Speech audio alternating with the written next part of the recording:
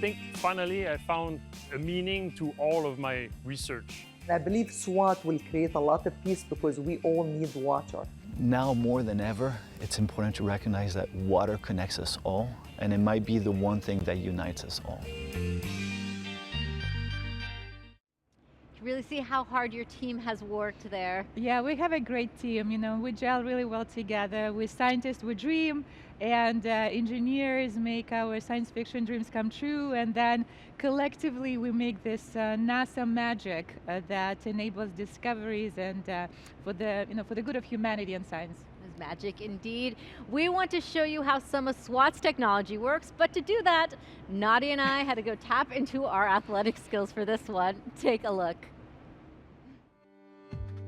All right, Nadia, in order to learn more about SWOT, we have to play a little basketball. That's right, Raquel. We're trying to explain how the heart of the SWOT mission works, which is a new instrument, a radar interferometer, which we lovingly call Karen. So Karen has two antennas separated by a 10-meter boom. One of the antenna transmits a signal that bounces back from the Earth's surface and received by two antennas with a little bit delay and out of sync. Now, Karen uses this information to compute the distance between the satellite and the Earth's surface, and they calculate the water height. So let's see how we explain it with the basketball. Okay. If you don't mind standing there, feet away from me. All right, is right here pretty good? This is perfect. Okay. And we will bounce the ball just like a SWOT satellite bounces a radar pulse between two antennas. Okay. Yep. So what are we seeing here right now? We're seeing how the ball, which is our radar beam, bounces over the Earth's surface, and by knowing the range, the distance, and we compute the height of the water surface. So the ocean isn't a flat surface, there's waves. Like, how do you calculate that? That's right. Let's bring a box. Okay. So did you notice when the water is a little bit higher that the ball returns to the antenna, to us, a little bit faster? That's how we know that we're retrieving topography, just like in the name of the mission. A satellite is doing thousands of bounces per second to capture the data on both sides from both antennas over a wide strip on the ground, about 30 miles, 50 kilometers wide. And then once we do enough of those stripes, we'll eventually cover the whole globe.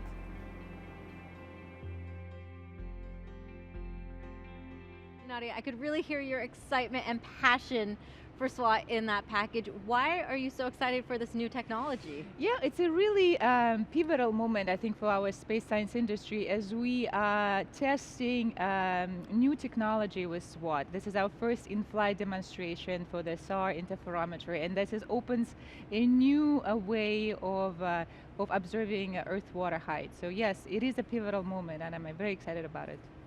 Yes, and like you mentioned before, the scientific heart of SWOT satellite is the Ka-band radar interferometer, or Karen, and it measures the height of water on Earth.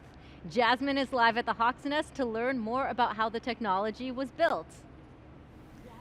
That is right, Raquel. We're back at the Hawk's Nest, now joined by Ava Peral, the lead systems engineer for the Karen instrument on SWOT. Welcome, Ava. Hi.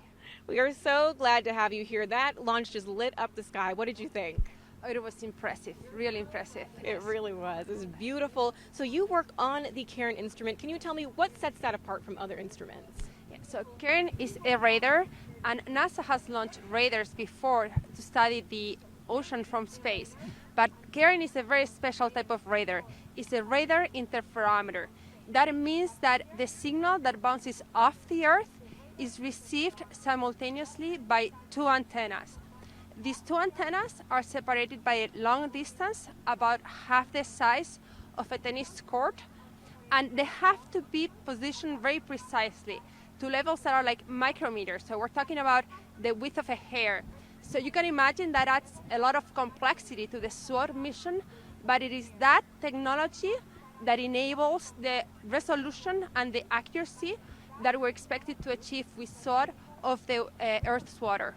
Right, so we're seeing things in a precision that we've never had before, which is very exciting and complex. So were there any challenges that your team faced while creating Karen?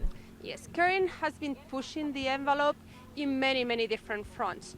I can give you many examples. One, I just told you before about the mechanical precision that we need to have positioning these two antennas. We also have a very high power amplifier. We need an enormous amount of power to be able to get that signal back to the satellite from the Earth at a level that is detectable by the radar. And that level of power at our frequency from space is by itself a technological achievement. We also have the radar produces a massive amount of data. In fact, over 60 terabytes of data every single day. And that's a lot of hard drives, as you can imagine. So we really need to reduce that data volume so that it's manageable and we can downlink it to the ground.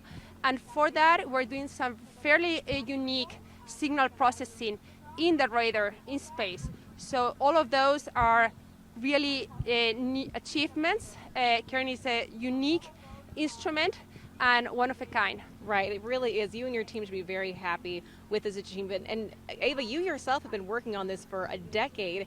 How does it feel? You know, I know those last few weeks can be like a race to the finish line. What is it like that you just saw this launch?